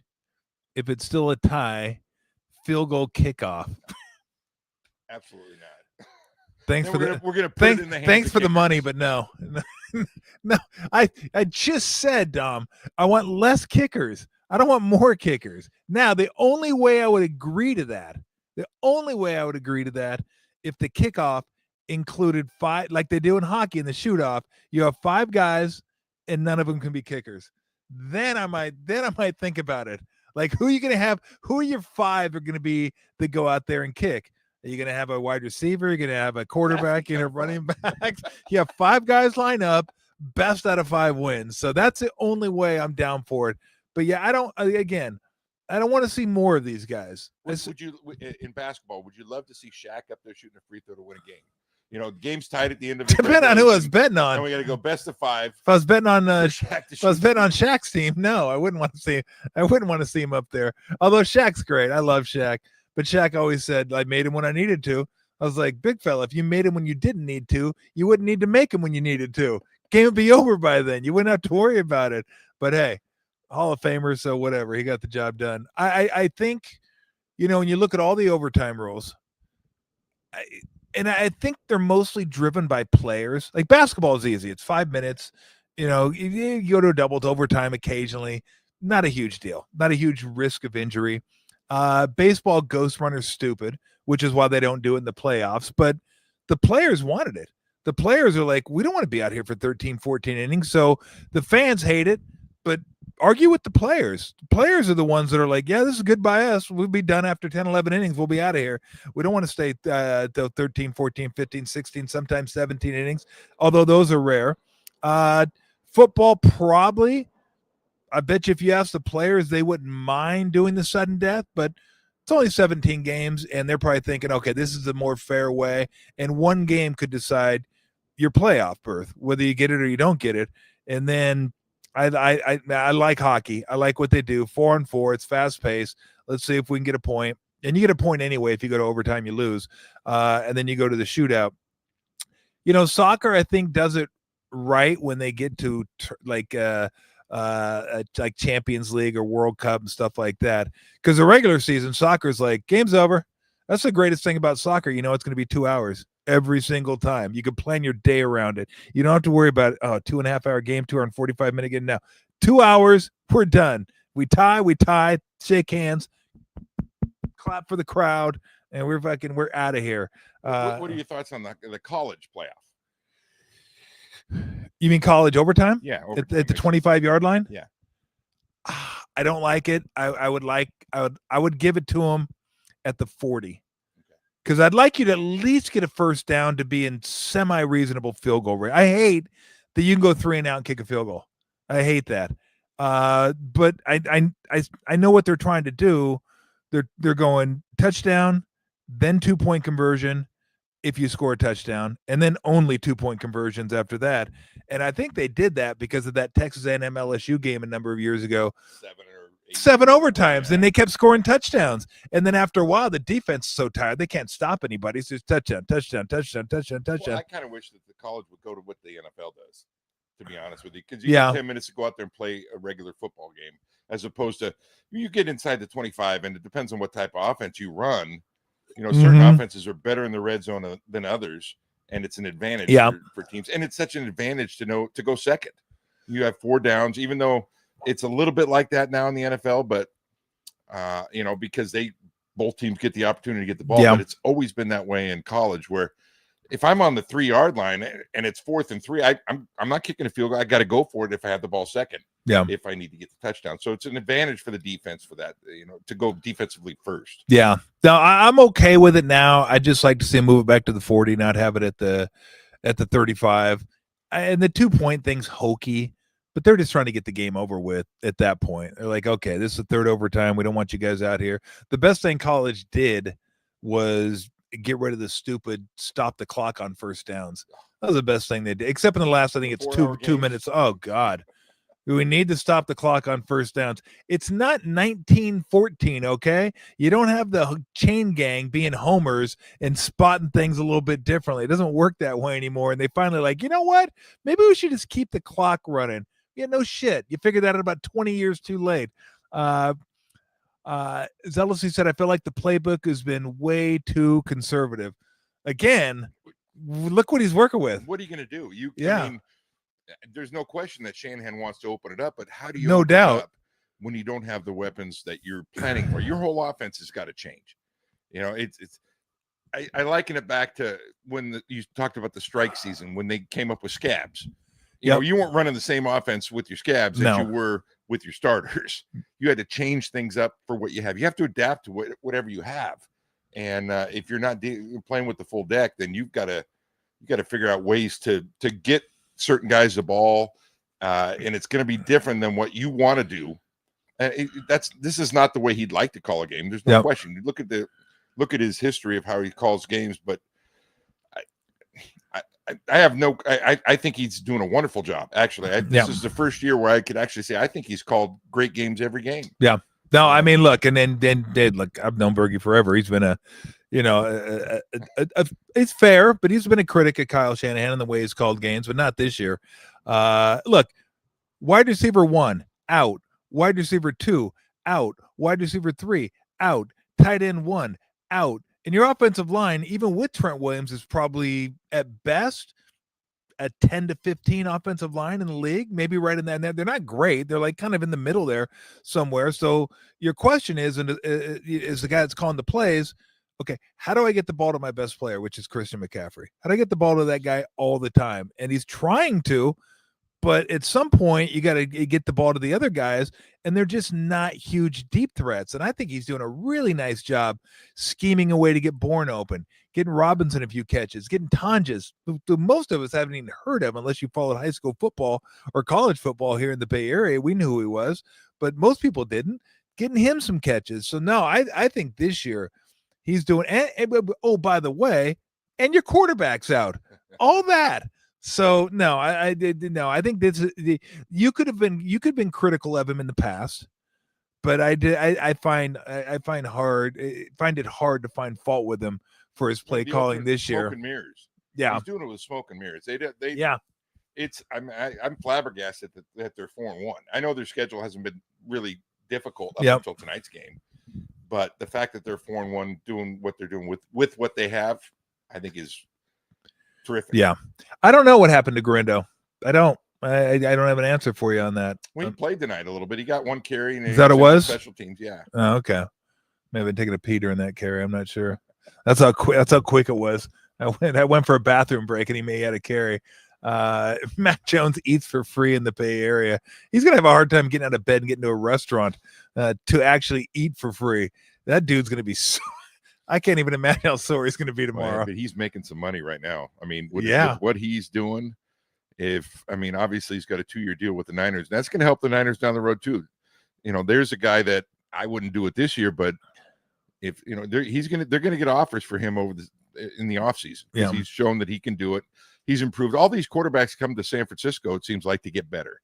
Darnold did it, and somebody else did much. It. Was it somebody else? Yeah. I know Darnold did it, but in the last few years, couple of years, it seems like, and we talked about it last week, there's a lot of guys in the NFL that know how to coach quarterbacks. And the 49ers system is tailored towards the quarterback, and you've got to know the system. And I think that Mac Jones kind of figured that out. He could have gone a lot of places as a backup, but he chose here. Yeah.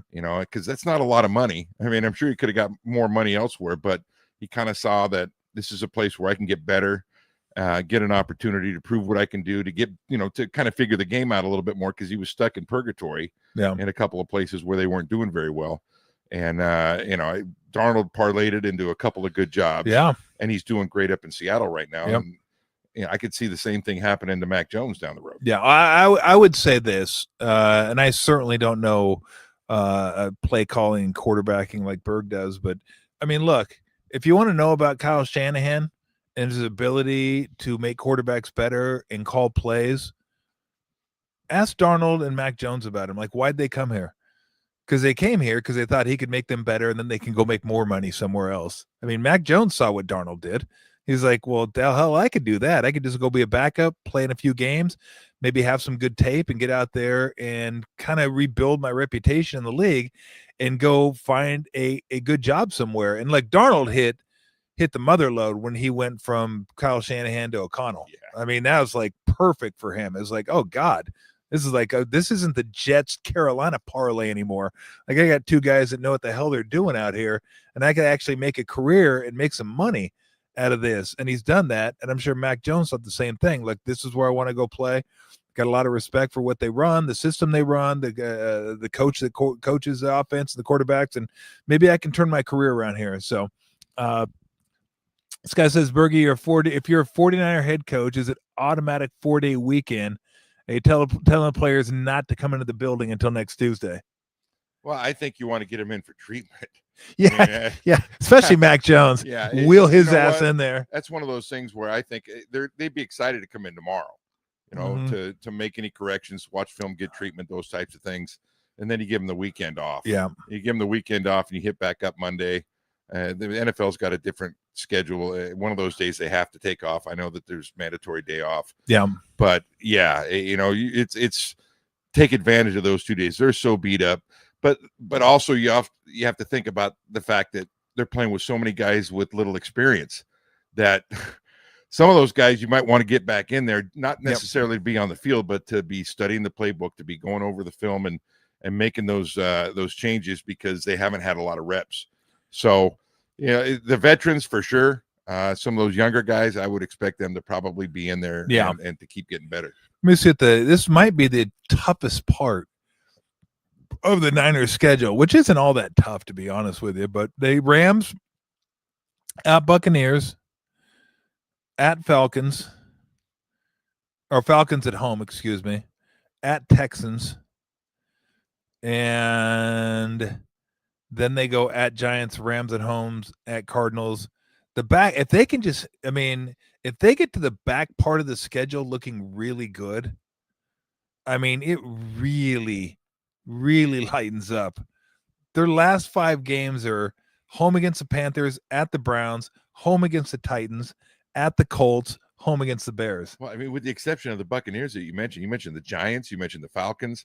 Yeah. Those are teams that on paper, you look at it and you go, okay, the Niners should have an opportunity to win that game. Yep. Obviously in the NFL, everybody's good and anybody can win it any given week, but yep. Those are winnable games. And I think Tampa Bay is the toughest game they're going to face in the next 4 or 5 weeks. and they're playing well right now. And Mayfield, yeah, we both think the world of him. I mean, I love watching him play. He's big just fan turned around his career, and big fan. They're good, and they got a lot of weapons. Bucky Irving's playing lights out, and Egbuke has kind of come out of as a rookie. He's just fantastic, and Godwin's back now too. Yeah, so they got a lot of weapons. They're going to be tough. Yeah, that's a tough game. No, Bucky Ball's fantastic. Hindsight being 2020, how bad did the Niners regret trading 3 first-rounders for Lance and not taking Mac Jones? Don't ask me that. Don't ask him that. He'll get going on that. Look, I don't mind. I'm one of the few that doesn't mind the swing there, because their thinking was, let's get a quarterback on a rookie scale. We're drafting 12th this year. We're probably not going to be this high again for a while, so it'll give us the ability to at least move up and draft a quarterback. Now, unfortunately for them, they picked the wrong draft to do it, because there was nobody in that draft worth trading 2 first-rounders, let alone 3 first-rounders. Really, it's 2 because they got one back to take Trey Lance. They just picked the wrong year to do it, is what it was. So I didn't mind the swing. I get the philosophy. Get a quarterback on a rookie scale, and then you can load up on everybody else, which is what they did. It's just Trey Lance wasn't any good. Well, then neither was Trevor Lawrence, to be honest with you. He's just mediocre at best. Fields, nah. Mac Jones hasn't been great, but who knows? We'll see. Maybe he catches it late. So, again, I didn't mind it. And guess what? If that doesn't happen, maybe things work out differently. They don't draft last in the year they draft Brock Purdy. They caught fire in a bottle with Brock Purdy. Of course they did. And, yes. It's the thing that has always been my biggest pet peeve with that is they gave up their depth.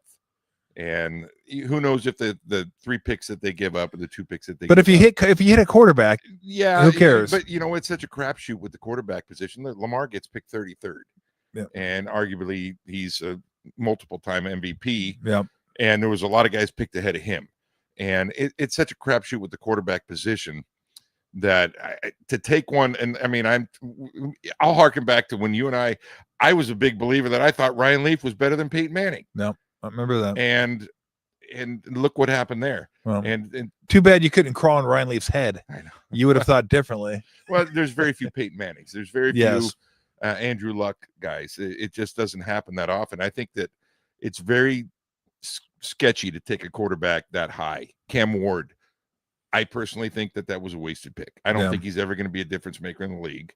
And, those picks that the Niners gave up, when we're looking at all these injuries, guys that they picked, hopefully, if you do your homework right, are guys that are going to be a factor. Either they're starting or they're backups. Yeah. And they don't have those guys now because they gave those picks up. So they're relying on, undrafted free agents or later draft picks to go in. So, giving up that much draft capital, I'm not a big fan of. And there's the problem is you look at the playoffs every year, it's all first-round quarterbacks and maybe like a second round quarterback. Like every single year you look at it, and you look at it this year, and you look at the best teams, and I think Lamar was 31, because I think he was just inside the first round. 31, you're right. So he was a first rounder.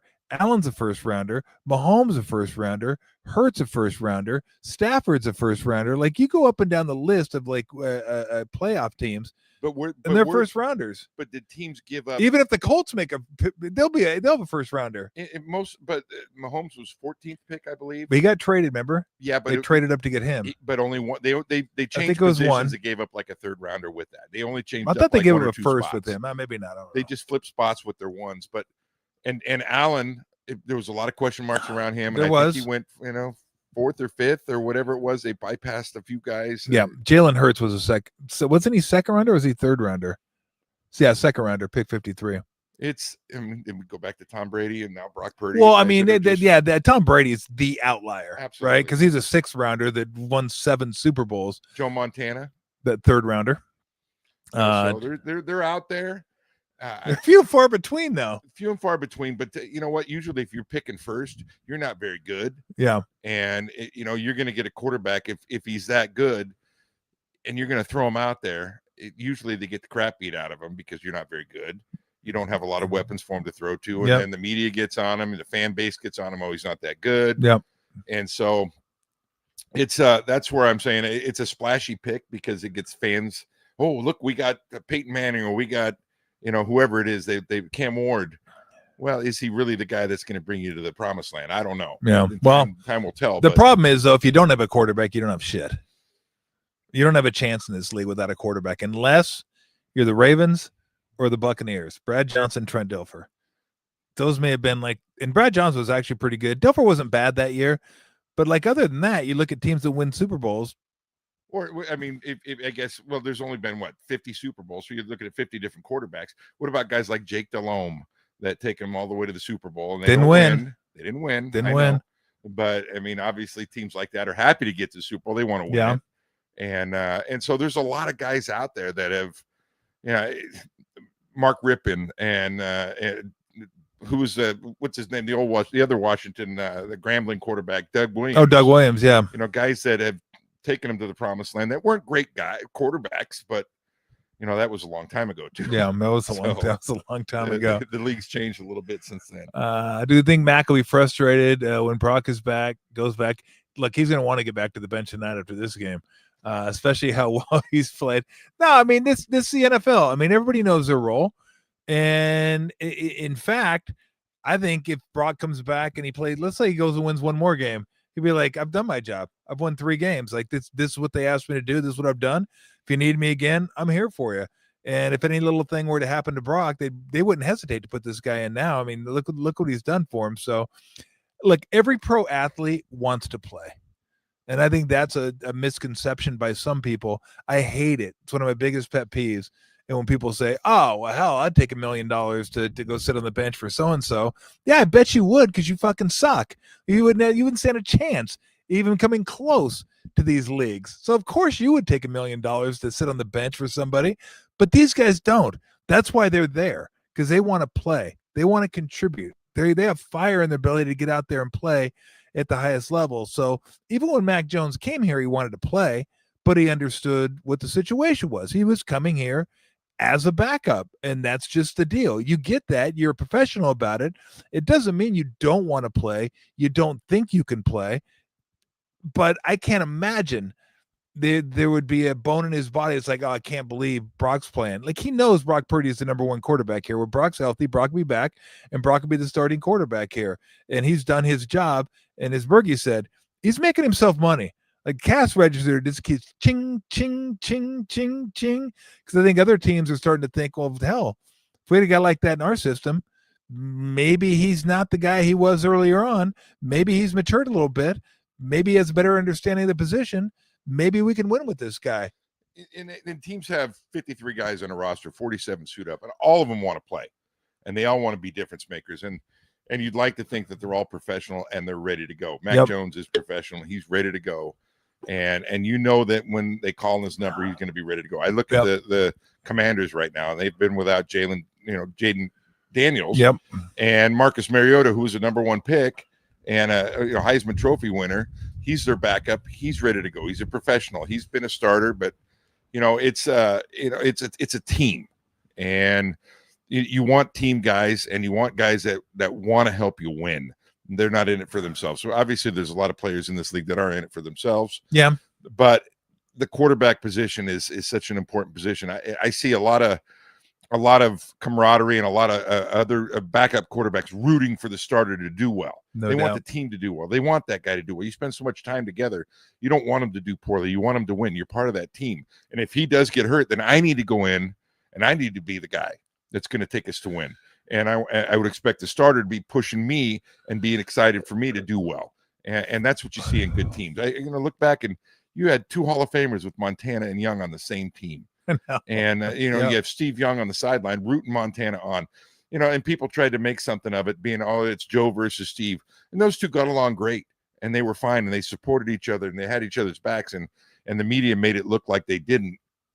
And you always saw them rooting for one another. Yeah. And that's what makes a good team. And I like what they're doing. Yeah. And it was, there was a conflict between Steve and Joe, of course, but because they both wanted to play, and they both thought they should be playing, and they both knew they could play.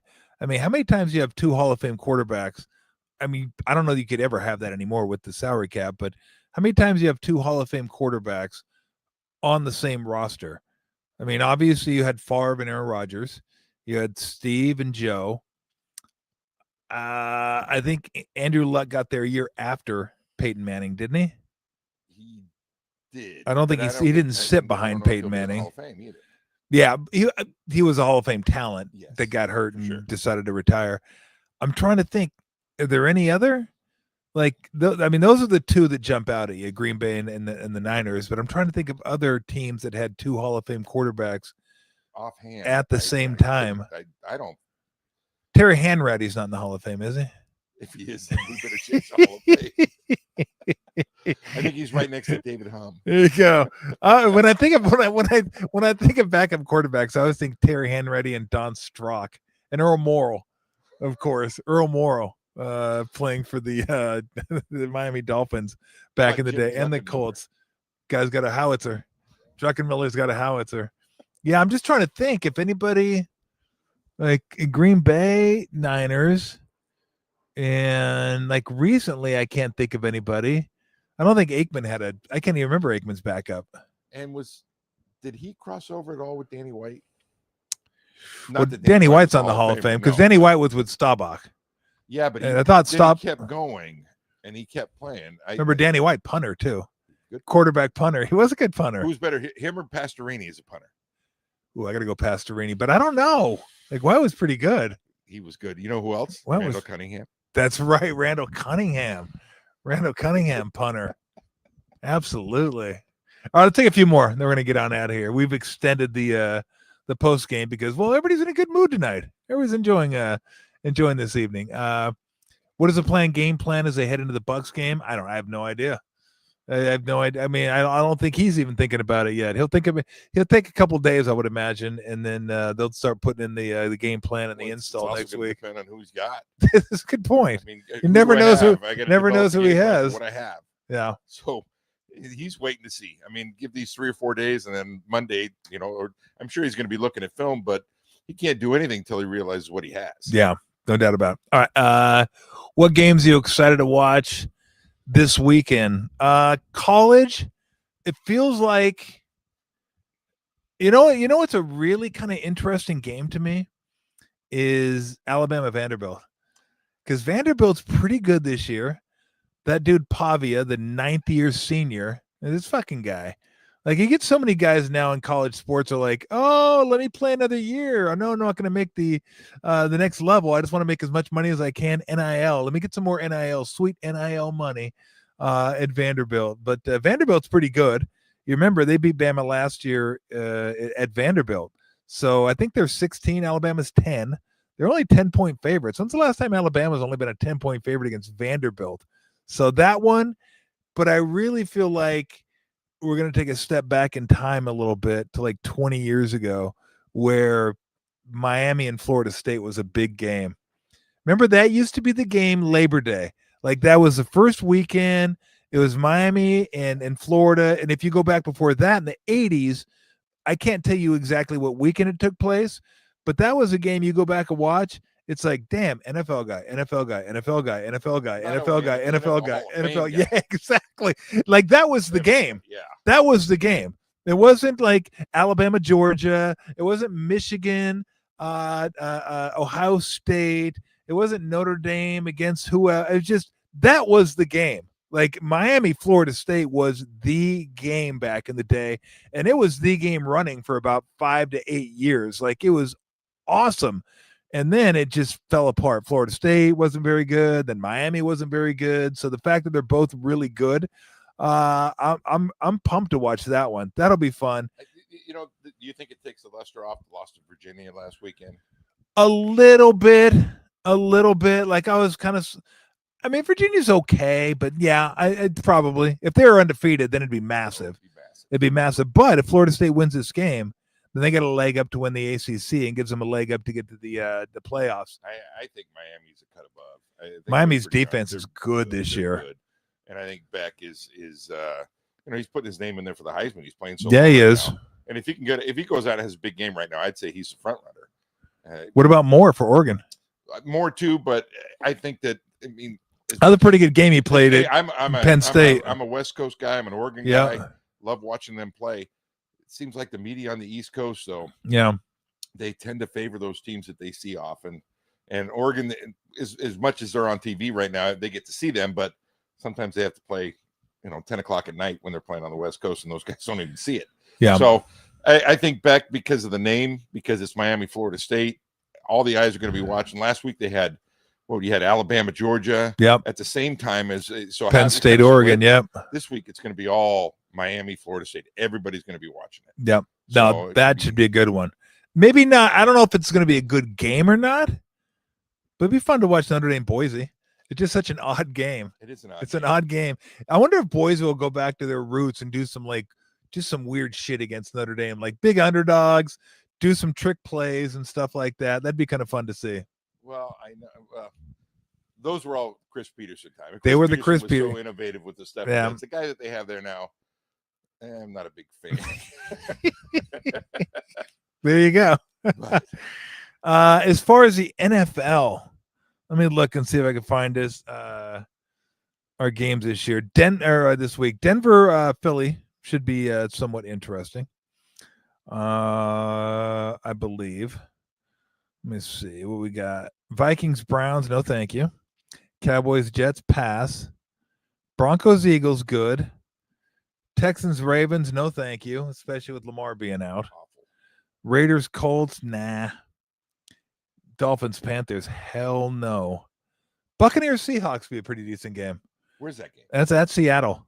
Yeah, Seattle's a 3-point favorite in that game, so that should be a good game. Titans, anybody, no thank you. Commanders, Chargers. That's a good one. Daniel's going to be back. Where's that game? That's going to be in LA. Okay. So SoFi gets double duty. Lions, Bengals look good early, not so much anymore. Patriots, Bills, Patriots intrigue me. They intrigue me a little bit. I think Drake May is pretty good. I do too. He's pretty good. And I'm a big Vrabel fan. I think he's a good coach. I mean, obviously tough-minded guy, not really an offensive guy, but tough-minded guy, and his players play like he coaches. And then Chiefs go to Jacksonville on Monday night. See if the Jags and the game in England is the Vikings. That's the Vikings-Browns. Vikings-Browns. That's the one I will not be waking up for. And that's the one Bergie will already be up for because he gets up way earlier than a human being should get up. I mean, you shouldn't get up that early. I don't know why you get up that early. I don't know why you get up that early. Oh, Oklahoma State, Arizona. Bear down. Let's go. Okie State. Who's coaching Okie State now? I have no idea. No idea. Another Texas at Florida might be somewhat decent. We saw Florida play at LSU. They're kind of just awful. Yeah, they're kind of boo boo. And so we'll bet. I want to see what Arch Manning looks like. He has not been what everybody expected he was going to be earlier this year. Probably should have realized that because the guy last year, God, I can't remember. Ewers. Yeah. Ewers wasn't that great. And if Arch couldn't beat him out, we should have figured, okay, he's not that great. Because Ewers was an adequate quarterback. Yeah. And he played for a long time. And I thought he was better younger than he was later in his career. But, Arch, he's young too. He hasn't played a lot. But I'm just not seeing a lot of skill set there, big skill set out of him. And I expected a big arm. Yeah. Don't really see it. Yeah. And I think everyone thought he was going to be just incredible. It was like almost impossible for him to live up to the hype without ever playing. He played a few games last year against dog shit competition. Got a few plays against Georgia where he's running the ball and stuff. And everybody just thought, well, he's a Manning. Of course he's going to be great. How could he not be great? He's a Manning. You know what? Maybe every Manning's not going to be great, and maybe it'll take him a little while to kind of figure out what he does well, what he doesn't do well. And guess what? I don't care if you're a Manning or not. You're not immune to expectations. No. And you feel it. You can say you don't feel it at all. I don't feel it. Just my teammates in the locker room, stuff like that. But still, that kind of stuff is like, man, the anticipation. They've been waiting for Arch Manning to play down there for a couple of years. And I thought yours was better 2 years ago. Last year, I thought it was just okay. Yeah, just mediocre. So people have been wanting Arch Manning to play, and he hasn't. And now that he's playing, they're like, that's all we're getting? But you know what? I have so much respect for the kid because he could have left and gone anywhere.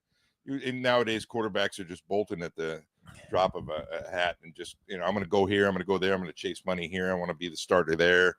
And he stuck it out because he wanted to play in that offense, and it felt that it fit his system. But obviously, money's not an issue with him. No, so that wasn't a big factor. But most guys really want to play immediately, and I think his uncles had a big hand in that, saying, "Hey, you need to learn, you need to get better. Throwing you in there to play is not going to make you better. You need to learn under this system." And only time will tell. We'll see. Yeah. Who do I think John Cena's last match is going to be against? I have no idea. The Rock? Isn't The Rock still a kind of? I think he does. I haven't watched WWE in a long time. Iron Sheik, R.I.P. Yeah, you can't load up the boot. Can't load up the boot for him. Can't load up the boot for Hulk. Can't load up the boot for Andre the Giant. Slaughter?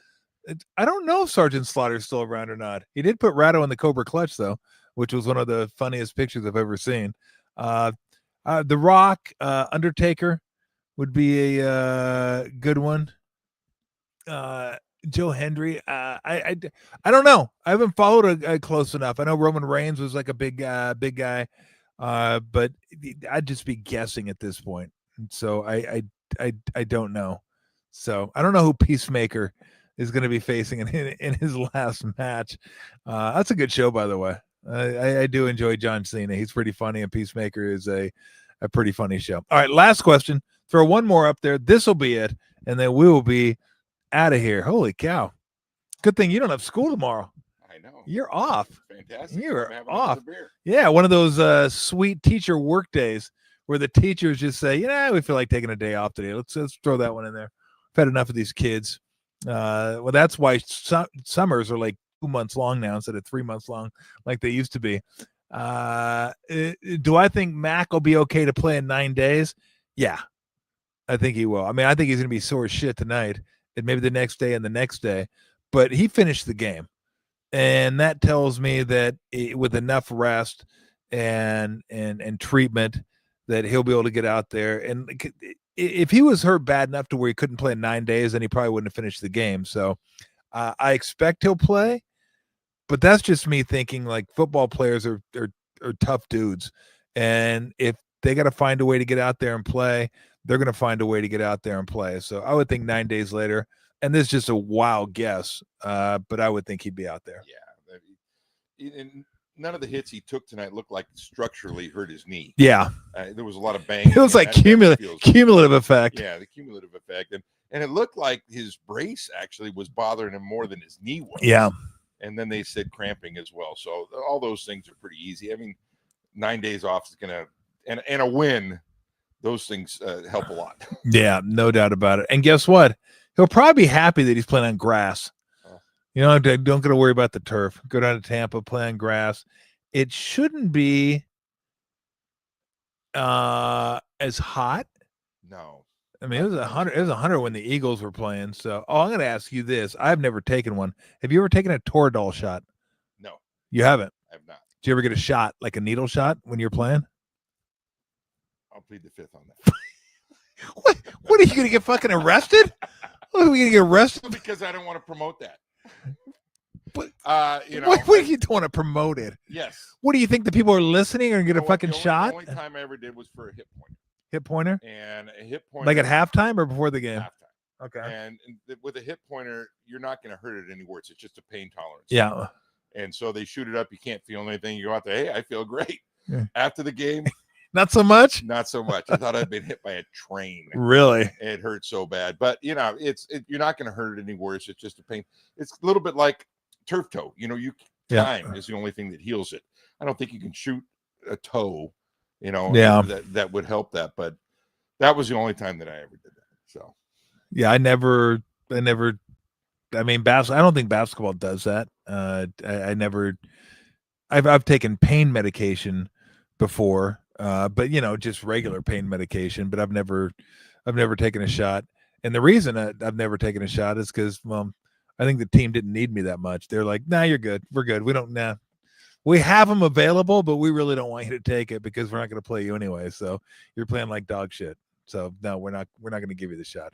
All right, everybody. Thank you very much for joining. We appreciate it.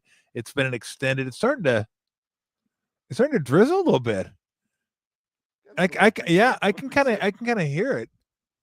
I can kind of hear it on the canopy up there. It's kind of nice. Got the fire, got the little drizzle going on. So it's been fun hanging out.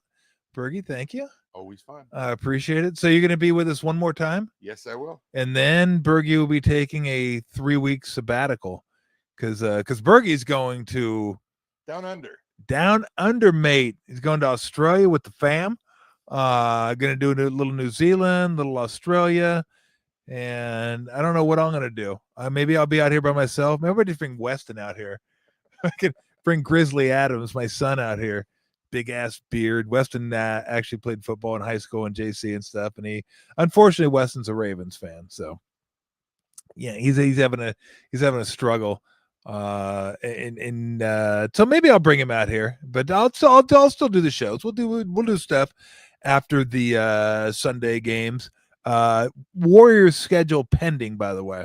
There may be a few shows that I'm not able to do just because I'm doing Warrior games once that season starts. You guys, most of you know I'm doing home games again this year for the Golden State Warriors. Me and Tim Roy, RC Davis, the whole crew will be up there. I think our first game's next week, maybe next first game, preseason game. Got a couple preseason games, and then we will start on I think the 21st as they play the Lakers. Although I think they play in LA, so I'm not doing road games, just doing home games again. So the first game I do is I think against the Nuggets. Tough schedule to start off with, the Lakers and Nuggets to start the season. So appreciate you guys joining us.